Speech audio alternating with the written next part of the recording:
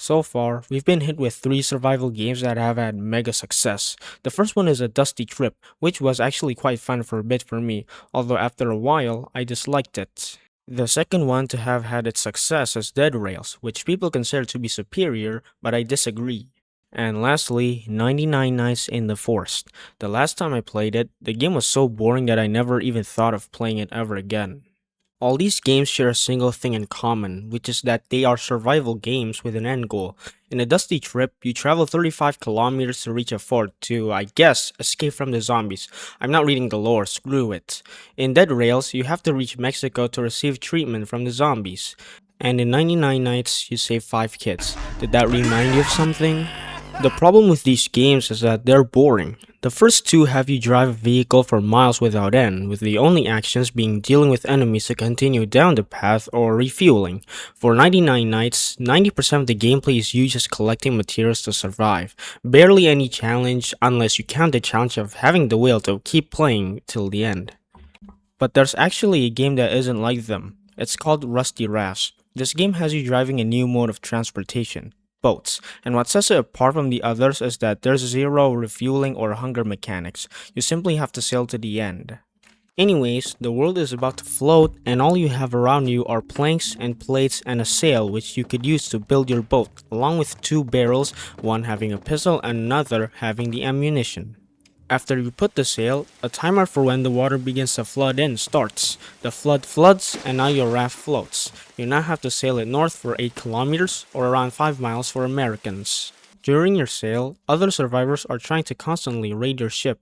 You have to deal with them or just pass by, though I recommend just killing and looting them as they have loot. There are also occasional loot floating around the sea for you to grab. All you have to do is sail to them. And every several minutes, somewhere there's a gigantic drain in the world that drains the world of all the floodwater. You could run around on land again and collect stray loot that you couldn't turn to in time. Then, in a minute or two, the world becomes flooded again in an instant, so don't water far from your raft. Time it. What I like about this game is first, no refueling or hunger mechanics. Well, the replacement for that in this game is the constant raids of enemies, so you have to keep resupplying. But compared to a Dusty Trip or Dead Rails, it's not as annoying, not even close. Secondly is the building. The fact that the game is about surviving on a raft made from a box's worth of scraps, I think is pretty much common sense for games with this kind of theme to have building mechanics. It adds quite a bit to the experience, being able to build your ship however you want to, so it wouldn't just be the same sail, kill enemies, get loot, and repeat for an hour. Thirdly, killing the enemies isn't annoying. I absolutely hate fighting the enemies in Dead Rails and a Dusty Trip because the game didn't make it enjoyable. Difficulty isn't a measure of how good something is, but it's how you do it. How these two games differ from each other is distinct and equally annoying. But with Rusty Rafts, it's actually just fine. You spam your melee out for a bit and the enemy dies. It's nothing interesting, but I don't think I would have enjoyed the game as much if the combat forced you to do some dumb method to kill effectively. And those things made the journey fun.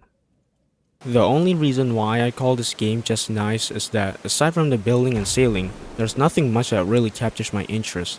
It's just another 1,000-mile game on Roblox with a different mode of transportation. If you're going to convince someone who played 1,000-mile games before, how are you going to present it to them? You build your own raft and sail north for 5 miles and fight a boss in the end and win. You do realize how all the good aspects the game has over the others that I've mentioned aren't really revolutionary, right? They're just small aspects in every part of the game that makes it less bad. And from this problem comes boredom. This game takes about an hour to finish, yet the changes from the early game to the later stages are generic. You still sail, defeat enemies, albeit stronger, collect loot, and repeat for an hour. And now we'll go over the minor issues that makes the game a bit more frustrating. One of the major gimmicks of the game, which is being able to build your own boat, trying to build when you're still on water is very annoying. The parts fade through the boat when the boat's on water, so if you're laggy, clicking the unweld button and clicking on the detach furniture quickly is very risky. Secondly, the sail automatically turns north when you're not actively facing where you want the sail to face. And last but not least, it's slightly unbalanced for solo gameplay.